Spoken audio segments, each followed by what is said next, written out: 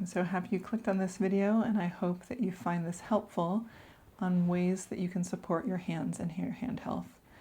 Our hands do so much for us, just like our feet, and we tend to take them for granted or not notice them until they start causing problems. And so I wanted to show you a couple things you can do that are super simple, don't take that long, and can actually help you avoid things like carpal tunnel surgery or other problems that you might have down the road with your hands.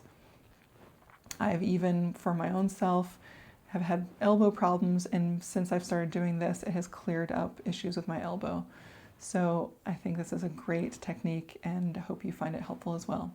So to start out, we're just going to take the webbing of the pinky fingers and just press them together. This might sound overly simplistic, but I'm telling you, it really can shift things. So as you press in, you're wanting to find that discomfort level, like a discomfort that you can stay with, but it's not supposed to feel great. You're going for that slightly painful feeling, because what's happening is you're connecting with the adhesions in the fascia between your fingers. And this will start to free up the tissue even between the bones of the hand, all the way up into the wrist, and like I said, even into the elbow. So you're going to press into here and really connect with your breath. I'm going to close my eyes just because that helps me focus even more. You're certainly welcome to do the same. As you inhale, feeling that breath expanding your abdomen. As you exhale, nice, slow, and controlled, feeling like you're bringing the belly button all the way back to the spine.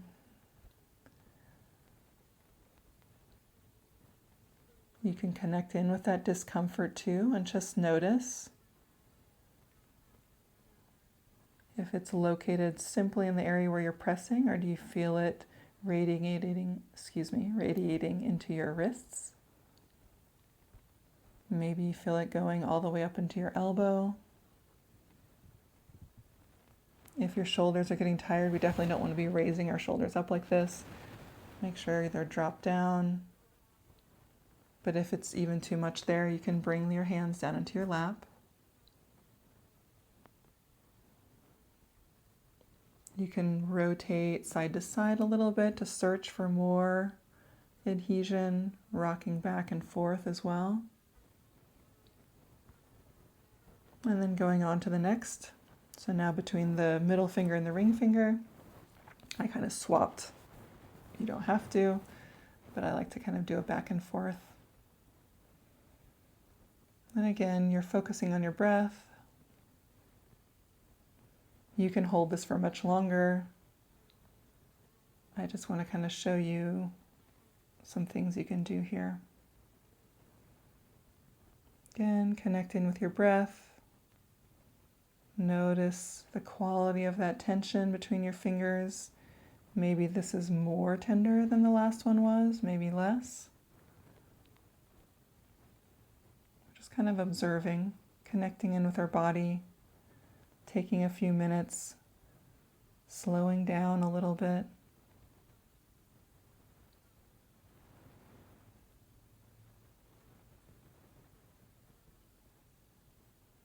You can even, as if like two waves, hands are kind of rocking back and forth.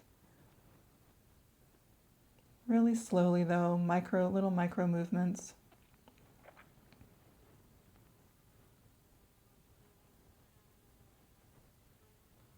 Really allow this to be a time that you just slow down a little bit.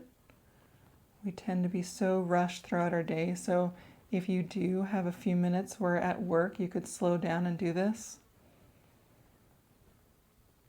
And just notice maybe that even shifts your day around. Maybe you've had a hectic, stressful day, and you do this, and suddenly something that was seeming unmanageable doesn't seem like such a big deal anymore. Maybe a solution comes to you that was not present before. Just notice what happens when you just slow down and take a few minutes for yourself. Now we're going to move to the pointer finger and the middle finger, the webbing. I don't feel as much with these ones, and so I'm kind of broadening so I can get even deeper there into the webbing. Everybody's body's different, so just really pay attention to what your body's needing.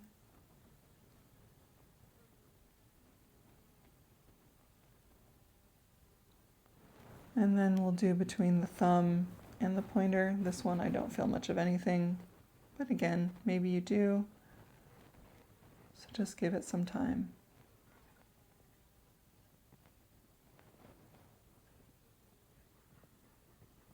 Now moving on to the second exercise, I'm going to take the finger and just grip hold of it. You want to make sure that you're not sliding, that you can really connect to the tissue, to that those deeper layers. And you're going to use a little bit of traction. So again, connect in with your own comfort level. You're not trying to dislocate a finger here, you're just trying to open up some space. And then notice, go ahead and you're tractioning, and then start to rotate away from you and towards you. And notice, where do you have less range of motion? And wherever there's less range of motion or maybe more discomfort, go into that direction. We're not forcing anything, we're just feeling into it. And again, I'm going to close my eyes because it's easier for me to feel into it then. You're welcome to as well. Breathe.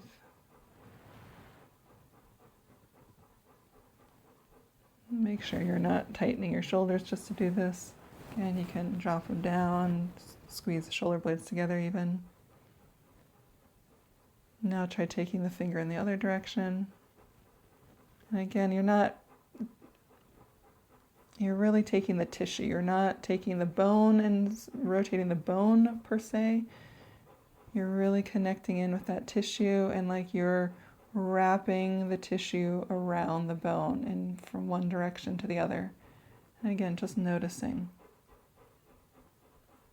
Tractioning, rotating. And go on to the next. And your ring finger. Traction, I guess squeeze, then traction, rotate away from you, or you can squeeze, traction, rotate towards you, and just notice the sensations. Where do you have decreased range of motion? Where does it feel stuck? Where do you feel pain? Maybe that's two different things. Maybe you feel pain in one direction and it feels like it moves less than the other.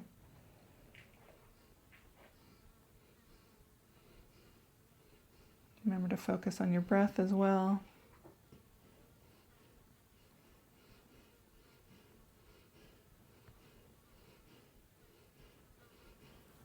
Middle finger, same thing.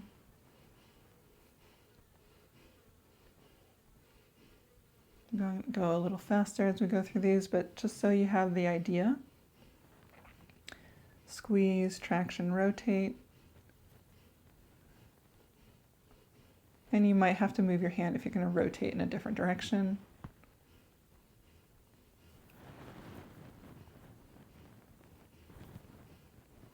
Yeah. And then you do the same with the other hand.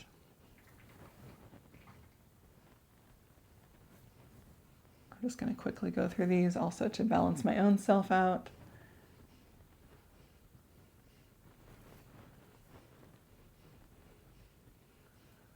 And you might notice this one finger, it was just really struck me with this finger that it's quite a lot stiffer. Feeling more tension in the joint than I have on any of the other fingers. So yeah, again, just notice for yourself. Everybody's body is different. We use our body differently. And so it's going to have a different impact on how our tissues form, where we're tight. Maybe you'll get some popping and cracking.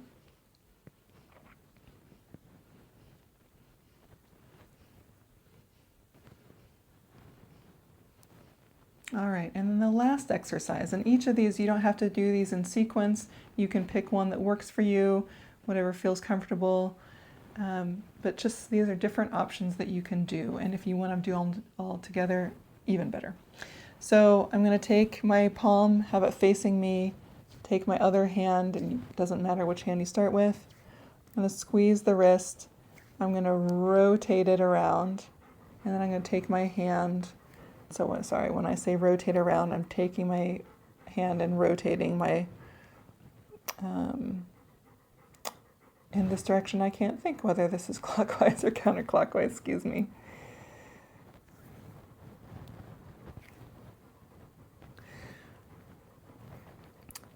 So you're going to take the hand, grip hold of the wrist, rotate.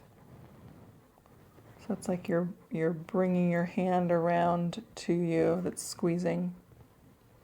And then now you're going to rotate the hand, the other hand. You're not squeezing so tight that you can't move, but you are wanting to hold, you're wanting to find some tension there. And then I'm going to, while squeezing, press my hand out. So I'm gripping, I'm rotating, and then I'm tractioning. This time a little bit different than with the fingers. And I have the desire to kind of sway my body back and forth. It might not be the same for you, but I really feel like that's helping me get to these deeper layers. Breathing as things start to release, moving my hand a little bit. You can even make a fist and rotate more. Just had my shoulder adjust there even, so you really can affect the whole from the fingertip all the way up to the shoulder.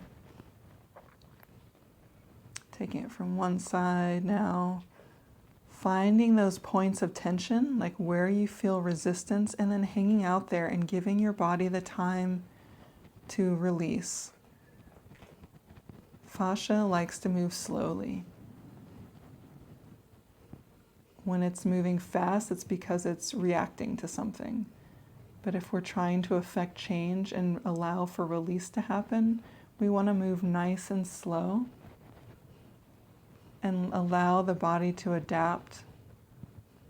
So again, I'm still holding, even though I'm taking in other directions, that skin is pinned. And as things are releasing, my hand's kind of moving up my arm, but it's because so much has released in the wrist already. And then you do the same thing with the other side.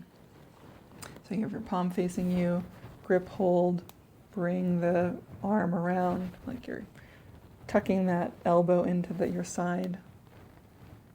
And then you're taking the other hand, now holding that grip. You can even kind of place, I was bracing my arm on the other side on my leg to give myself more ability to traction here. So I'm pressing through.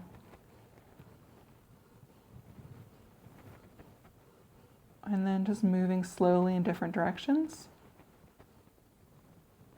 Finding where there's resistance. Hanging out there if I find a real stuck spot. Breathing into the area.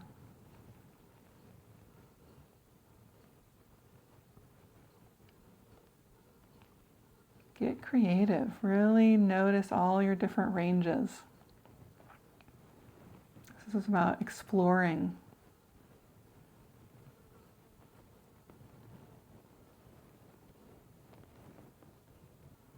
There's no right and wrong as long as you're listening to your body.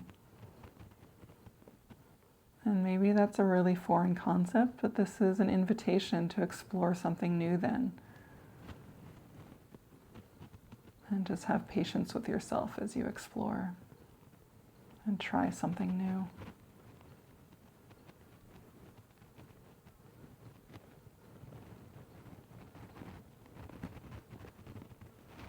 All right, so now after doing those 3 exercises, just notice. Like right now my hands are feeling really full of blood. There's A little more sensations. My fingertips feel kind of cool. Some popping and cracking happening in my wrists now, so stuff has moved. Yeah, but my fingers just are feeling like there's a lot of mobility and more flexibility in there. So anyway, I hope you enjoyed that. I hope you find it helpful, and I really hope you give it a try and do it on a regular basis and start noticing the changes. And I would love to hear from anybody feedback on if it helped and if it didn't even. Like if something painful came up, definitely let me know, and I'm always happy to help. Have a great day.